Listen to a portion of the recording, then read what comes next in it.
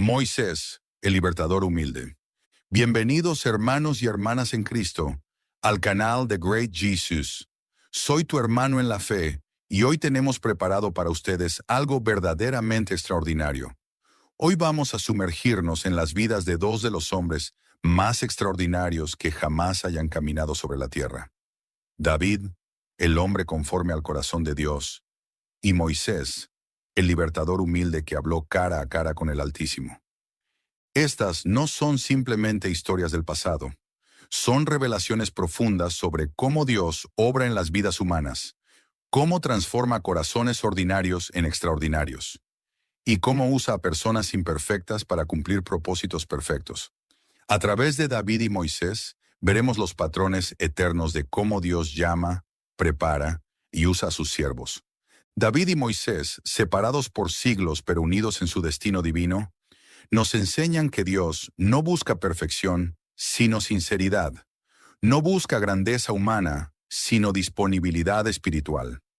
Uno nació en un palacio y terminó en los campos. El otro nació como esclavo condenado a muerte y se convirtió en libertador de naciones. Ambos aprendieron que la verdadera grandeza no se encuentra en el poder humano, sino en la humildad ante Dios. Durante las próximas horas, no solo estudiaremos sus vidas, las experimentaremos. Caminaremos con David por los campos de Belén, donde aprendió que Jehová era su pastor. Flotaremos con Moisés en una canasta por el río Nilo. Enfrentaremos gigantes con la fe de un adolescente pastor. Presenciaremos las 10 plagas que quebrantaron el orgullo de Egipto. Nos esconderemos en cuevas del desierto donde la adoración floreció en la persecución. Cruzaremos el mar Rojo en seco y recibiremos la ley en el monte Sinaí. Preparen sus corazones, porque estas historias los desafiarán a creer que Dios puede hacer lo imposible a través de ustedes. Los consolará en sus momentos de duda y los inspirará a tener un corazón genuinamente conforme al de Dios. Primera parte. David, el corazón del pastor rey. Capítulo 1. El pastor adolescente, los cimientos de la fe. Comencemos nuestro viaje en los campos dorados de Belén, aproximadamente en el año 1040 a.C. Belén, cuyo nombre significa Casa del Pan, era una pequeña ciudad en las colinas de Judá. Allí encontramos a un joven de quizás 15 años, de complexión rojiza, ojos hermosos y buen parecer, pero que para su familia era simplemente el menor, el último de 8 hermanos. David nació en una familia que tenía una herencia espiritual extraordinaria. Su bisabuela era Ruth la Moabita, cuya historia de lealtad y conversión genuina había quedado registrada para la posteridad. Cuando Ruth le dijo a Noemí, «No me ruegues que te deje y me aparte de ti, porque a donde quiera que tú fueres, iré yo, y donde quiera que vivieres, viviré. Tu pueblo será mi pueblo, y tu Dios, mi Dios». Estaba estableciendo un legado de fe que correría por las venas de David. Como el menor de 8 hermanos, David ocupaba la posición más baja en la jerarquía familiar. Para David, esto significaba cuidar las ovejas de la familia, una responsabilidad que sus hermanos mayores consideraban insignificante, pero que Dios usaría para forjar el carácter del futuro rey de Israel. El trabajo de pastor en los tiempos bíblicos era infinitamente más complejo y peligroso de lo que podríamos imaginar. David aprendió a leer las señales del clima. Conocía cada manantial y cada cueva en las colinas alrededor de Belén. Desarrolló una memoria extraordinaria para reconocer a cada oveja individualmente, conociendo sus personalidades, sus debilidades y sus tendencias particulares. Pero más importante que las habilidades técnicas era la responsabilidad moral y espiritual que David sintió hacia su rebaño. Cada oveja representaba una vida preciosa que había sido confiada a su cuidado.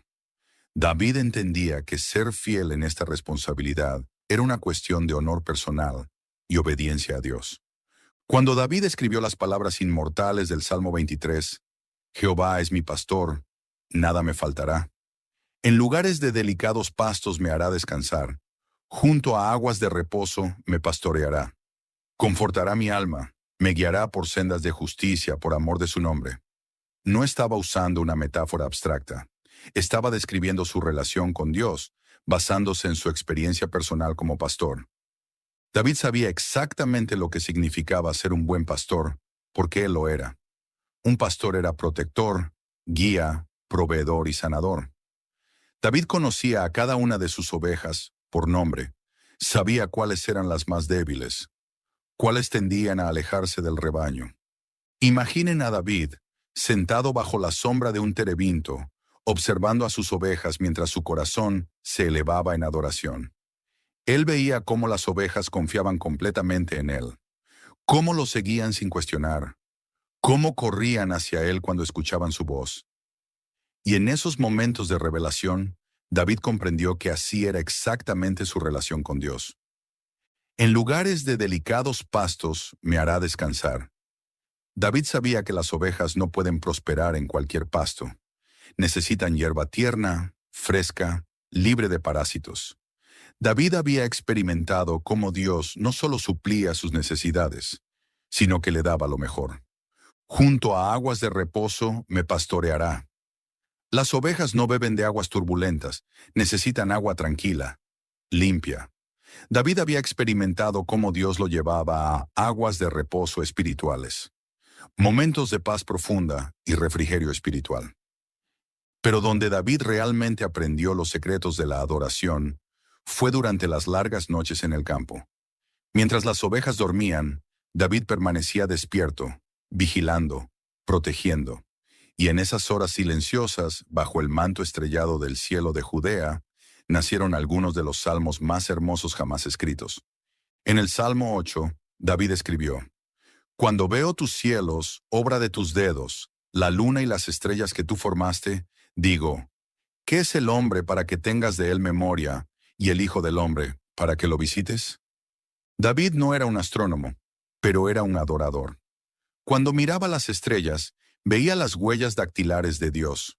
La frase, obra de tus dedos, sugiere delicadeza, precisión, arte personal.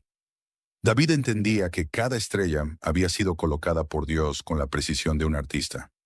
Pero lo que más maravillaba a David no era la grandeza del universo, sino el hecho de que el Dios que creó todo eso se preocupara por él, un simple pastor de ovejas. ¿Qué es el hombre? No era una pregunta de desesperación, sino de asombro ante la gracia incomprensible de Dios. La vida de David como pastor también incluyó peligros reales que forjaron su carácter. En Primera de Samuel, cuando David se ofreció para pelear contra Goliat, le dijo al rey Saúl: Tu siervo era pastor de las ovejas de su padre, y cuando venía un león o un oso y tomaba algún cordero de la manada, salía yo tras él, y lo hería y lo libraba de su boca. Estas no fueron aventuras ocasionales. David enfrentó múltiples ataques de depredadores. Cada vez que un león o oso amenazaba a sus ovejas, David no huyó. Tomó su honda y se enfrentó a bestias que podrían haberlo matado fácilmente. ¿Por qué arriesgó su vida por unas ovejas? Porque David entendía algo fundamental. Dios nunca abandona a los suyos. Si Dios era su pastor, entonces él debía ser el mismo tipo de pastor para sus ovejas. Cada batalla era una lección de fe. Cada victoria una confirmación de que Dios pelea por aquellos que confían en él. Capítulo 2. El ungido en secreto, la paradoja del llamado. Ahora avancemos a uno de los momentos más transformadores en la vida de David. El profeta Samuel recibe una orden directa de Dios. Llena tu cuerno de aceite, y ven, te enviaré a Isaí de Belén, porque de sus hijos me he provisto de rey. Para entender la unción de David, debemos comprender la tragedia espiritual de Saúl. El primer rey de Israel había comenzado con gran promesa, pero tenía una falla fundamental. Una tendencia a tomar atajos espirituales cuando se sentía presionado. En dos ocasiones cruciales, desobedeció directamente los mandamientos de Dios. Samuel le dijo las palabras que sellaron su destino. Ciertamente el obedecer es mejor que los sacrificios. Por cuanto tú desechaste la palabra de Jehová, él también te ha desechado para que no seas rey.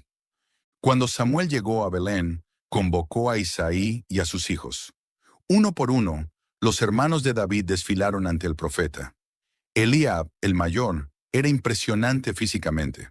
Samuel pensó, de cierto este es el ungido de Jehová.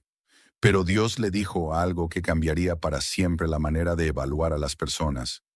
No mires a su parecer, ni a lo grande de su estatura, porque yo lo desecho.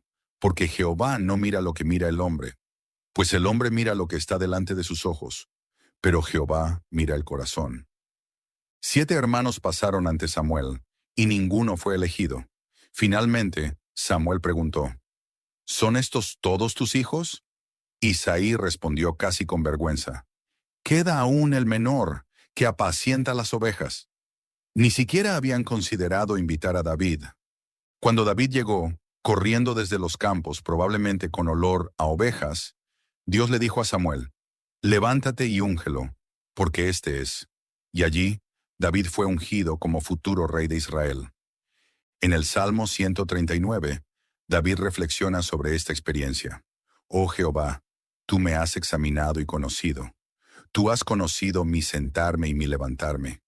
Has entendido desde lejos mis pensamientos. Dios había estado examinando el corazón de David durante años, observando cómo respondía en la soledad, cómo trataba a las ovejas, cómo adoraba cuando nadie lo veía. Después de su unción, David entró en uno de los periodos más desafiantes, la espera. Había sido ungido como rey, pero Saúl seguía en el trono. Había recibido la promesa de Dios, pero las circunstancias no cambiaron inmediatamente. Mientras tanto, algo dramático sucedía en el palacio real. La desobediencia de Saúl había tenido consecuencias espirituales, y el espíritu de Jehová se apartó de Saúl, y le atormentaba un espíritu malo de parte de Jehová. Los siervos del rey buscaron una solución y sugirieron buscar a alguien que supiera tocar el arpa. Uno había escuchado de un joven pastor en Belén. He visto a un hijo de Isaí de Belén, que sabe tocar, y es valiente y vigoroso y hombre de guerra, prudente en sus palabras y hermoso, y Jehová está con él. ¿Notaron esa última frase? Jehová está con él. Ya había algo obviamente diferente en David. Cuando David llegó y comenzó a tocar, Saúl tenía refrigerio y estaba mejor, y el espíritu malo se apartaba de él. La música de David no era entretenimiento, era ministración espiritual. Su música tenía poder porque nacía de una relación genuina con Dios. Capítulo 3. El matador de gigantes. Fe probada. Llegamos ahora al evento que catapultó a David a la fama, su enfrentamiento con Goliat de Gat. Los filisteos habían acampado en Soco. Durante 40 días, los dos ejércitos se miraron frente a frente, sin que ninguno se atreviera a atacar. ¿Por qué? Goliat de Gat. Este gigante de más de 3 metros de altura, vestido con una armadura de más de 50 kilos, emergía cada mañana y tarde para lanzar un desafío que helaba la sangre del ejército israelita. Escoged de entre vosotros un hombre que venga contra mí. Si él pudiere pelear conmigo y me venciere, nosotros seremos vuestros siervos. Y si yo pudiere más que él, vosotros seréis nuestros siervos. Durante 40 días ningún israelita se atrevió a aceptar el desafío. Ni siquiera Saúl. El miedo se había apoderado del pueblo de Dios. Fue entonces que David llegó al campamento como mensajero, llevando provisiones a sus hermanos. Cuando escuchó las palabras de Goliat, su reacción fue completamente diferente. Mientras los soldados temblaban, este joven pastor se indignó. ¿Quién es este filisteo incircunciso para que provoque a los escuadrones del Dios viviente? ¿Notaron la diferencia? Los soldados veían un gigante invencible. David veía un enemigo de Dios que necesitaba ser derrotado. Los soldados veían una amenaza. David veía una oportunidad para que Dios mostrara su poder. La primera oposición vino de su propia familia. Su hermano Eliab lo reprendió. ¿Para qué has descendido acá? Yo conozco tu soberbia y la malicia de tu corazón. Pero David no se desanimó. Cuando Saúl escuchó sobre David, lo mandó llamar. David le dijo, no desmaye el corazón de ninguno a causa de él. Tu siervo irá y peleará contra este filisteo. Saúl objetó, no podrás tú ir contra aquel filisteo porque tú eres muchacho y él un hombre de guerra desde su juventud. Entonces David compartió sus experiencias como pastor. Jehová, que me ha librado de las garras del león y de las garras del oso, Él también me librará de la mano de este filisteo. David no estaba siendo imprudente. Su confianza se basaba en su experiencia personal con el poder liberador de Dios. Cada batalla en los campos había sido preparación para este momento. Cuando Saúl trató de vestir a David con armadura, David la rechazó. No puedo andar con esto, porque nunca lo practiqué. Tomó su cayado, 5 piedras lisas y su honda. Lo que siguió no fue simplemente una batalla entre dos hombres. Fue un enfrentamiento entre dos sistemas de fe. Goliat confiaba en su tamaño, experiencia, armadura y armas. Cuando vio a David, se sintió insultado. ¿Soy yo perro para que vengas a mí con palos? Pero la respuesta de David reveló la diferencia fundamental. Tú vienes a mí con espada y lanza y jabalina, mas yo vengo a ti en el nombre de Jehová de los ejércitos, el Dios de los escuadrones de Israel, a quien tú has provocado. Jehová te entregará hoy en mi mano, y yo te venceré, y te cortaré la cabeza, y daré hoy los cuerpos de los filisteos a las aves del cielo, y toda la tierra sabrá que hay Dios en Israel. David no peleaba por fama personal, sino para que toda la tierra sabrá que hay Dios en Israel. Su motivación era completamente espiritual. David corrió hacia Goliat, puso una piedra en su honda, la lanzó con precisión perfecta, y la piedra se hundió en la frente del gigante, quien cayó muerto. Luego David tomó la espada de Goliat y le cortó la cabeza. En el Salmo 144, David reflexiona: Bendito sea Jehová mi roca, quien adiestra mis manos para la batalla y mis dedos para la guerra. David reconoce que su habilidad no era talento natural, era un don de Dios, perfeccionado para este momento crucial. Capítulo 4. El fugitivo adorador, adoración en las cuevas. La victoria sobre Goliat trajo fama instantánea, pero también consecuencias peligrosas. Las mujeres cantaban: Saúl hirió a sus miles, y David a sus 10,000. Esto molestó profundamente a Saúl. A David dieron 10,000 y a mí miles. No le falta más que el reino. Desde ese día Saúl miró a David con celos y comenzó a perseguirlo. David se vio forzado a huir al desierto, vivir en cuevas y existir como fugitivo. Fueron años oscuros, pero también los más fructíferos espiritualmente. En el Salmo 142, el clamor desde la cueva, David escribió: Con mi voz clamaré a Jehová, con mi voz pediré a Jehová misericordia. Delante de él expondré mi queja, delante de él manifestaré mi angustia. Imaginen a David, escondido en la cueva de Adulam, rodeado de hombres desesperados. Él que fue ungido como rey, ahora vivía como fugitivo. ¿Dónde estaba la promesa de Dios? Pero Dios tenía un plan. En el desierto David aprendió a depender completamente de Dios. Cada día era una lección de fe, cada noche una oportunidad para la adoración.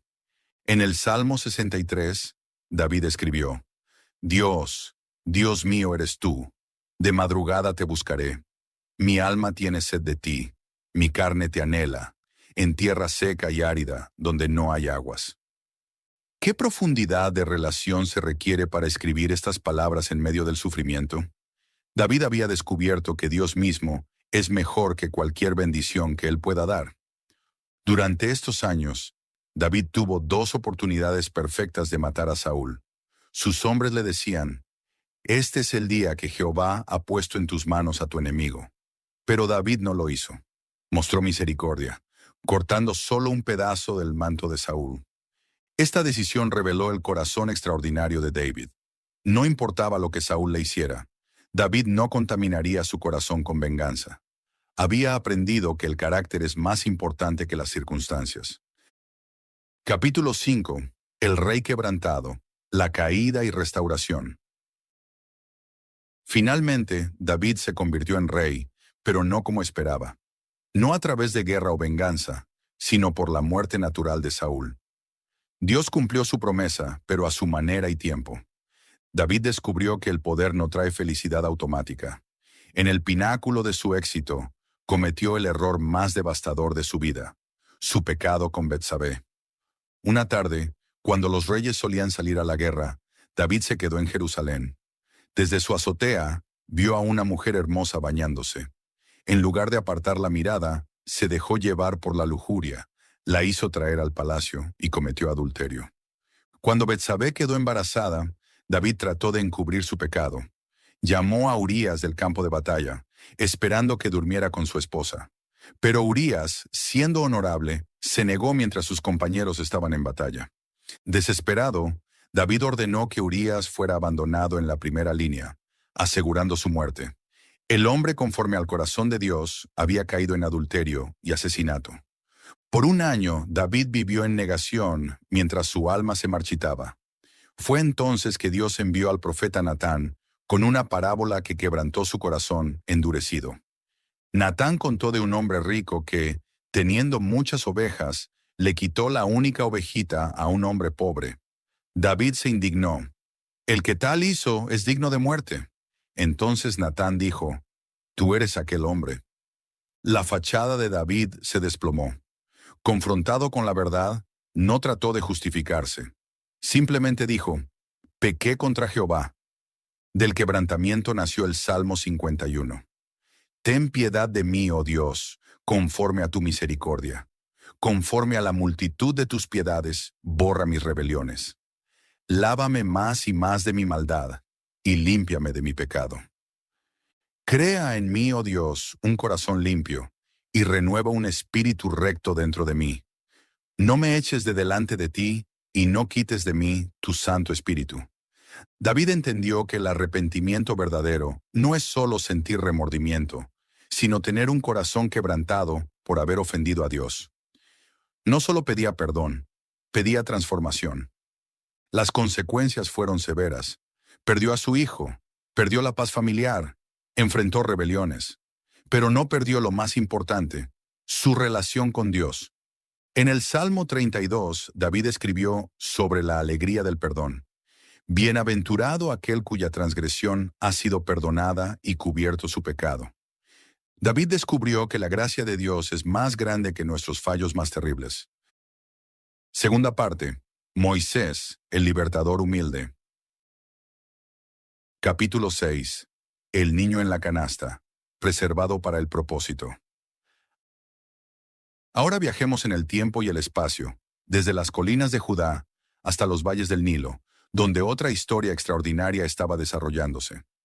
Los descendientes de Jacob habían llegado a Egipto como una familia de 70 personas y se habían multiplicado hasta convertirse en una nación de más de 2 millones.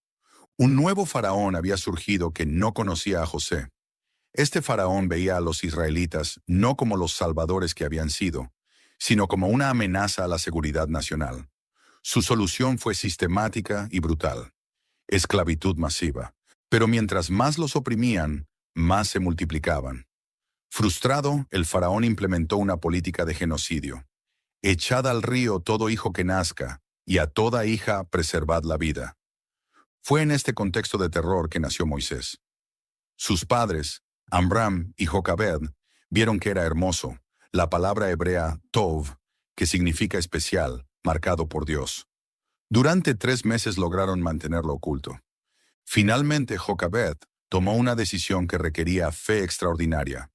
Tomó una arquilla de juncos y la calafateó con asfalto y brea, y colocó en ella al niño y lo puso en un carrizal a la orilla del río. Técnicamente obedecía la orden del faraón de echar al río a su hijo, pero de manera que le daba oportunidad de supervivencia. La palabra arquilla es la misma usada para el arca de Noé. Como Noé fue preservado durante el diluvio, Moisés sería preservado durante el genocidio. La providencia divina fue perfecta. La hija de Faraón descendió a lavarse al río y vio la arquilla en el carrizal. Cuando la abrió y vio al bebé llorando, teniendo compasión de él, dijo: de los niños de los hebreos es este. Miriam, la hermana de Moisés, que observaba desde la distancia, mostró valor extraordinario. ¿Iré a llamarte una nodriza de las hebreas para que te críe este niño? Era un plan perfecto, inspirado por Dios. Y la hija de Faraón respondió: ve. Jocabed no solo recuperó a su hijo, sino que fue pagada por el gobierno egipcio para criarlo. Dios había convertido la política genocida del faraón en el medio de preservar al futuro libertador. Y le puso por nombre Moisés, diciendo, porque de las aguas lo saqué. Sin saberlo profetizaba que así como él fue sacado de las aguas, sacaría a todo Israel de las aguas de la esclavitud egipcia. Capítulo 7. El príncipe en el palacio, educado para la grandeza. Moisés creció en el palacio del faraón recibiendo la mejor educación del mundo antiguo. Fue instruido en toda la sabiduría de los egipcios y era poderoso en sus palabras y obras. Aprendió matemáticas, astronomía, medicina, arquitectura, liderazgo y administración. Pero nunca perdió conciencia de su verdadera identidad. Los primeros años con su madre habían plantado semillas que nunca se perdieron. En aquellos días sucedió que crecido ya Moisés, salió a sus hermanos y los vio en sus duras tareas. A pesar del lujo del palacio, eligió identificarse con el pueblo oprimido. Cuando vio a un egipcio golpeando a un hebreo, miró a todas partes, y viendo que no parecía nadie, mató al egipcio y lo escondió en la arena. Su virtud era la pasión por la justicia. Su falla era la impulsividad.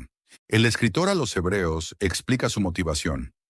Por la fe Moisés, hecho ya grande, rehusó llamarse hijo de la hija de Faraón, escogiendo antes ser maltratado con el pueblo de Dios que gozar de los deleites temporales del pecado.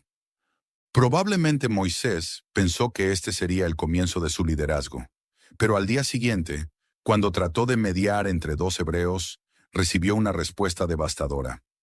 ¿Quién te ha puesto a ti por príncipe y juez sobre nosotros? ¿Piensas matarme como mataste al egipcio? El pueblo no lo reconocía como líder. Había aprendido que el liderazgo verdadero no se puede asumir. Debe ser otorgado por Dios. Y oyendo Faraón este negocio, procuró matar a Moisés, pero Moisés huyó de delante de Faraón y habitó en la tierra de Madián. El príncipe se convirtió en fugitivo. Todo lo que había conocido desapareció en un momento. Capítulo 8. El pastor en el desierto, humillado para el servicio. Moisés llegó a Madián como un hombre completamente quebrantado, sin país, sin familia, sin posición, sin futuro, y habitó en la tierra de Madián y se sentó junto a un pozo. Esta simple declaración esconde un mundo de dolor y desesperación. Pero fue en este momento de mayor debilidad que Dios comenzó a obrar. Moisés defendió a las 7 hijas de Jetro, de pastores abusivos. Su instinto para defender a los oprimidos seguía siendo más fuerte que su preocupación por su seguridad. Jetro invitó a Moisés a quedarse y le dio a su hija Séfora por esposa. Y ella le dio a luz un hijo, y él le puso por nombre Gersón, porque dijo, «Forastero soy en tierra ajena». Durante 40 años Moisés trabajó como pastor. El hombre educado en los pasillos del poder ahora cuidaba ovejas, pero Dios tenía propósitos profundos. Moisés aprendió paciencia, humildad, supervivencia en el desierto y sobre todo a escuchar la voz de Dios en el silencio.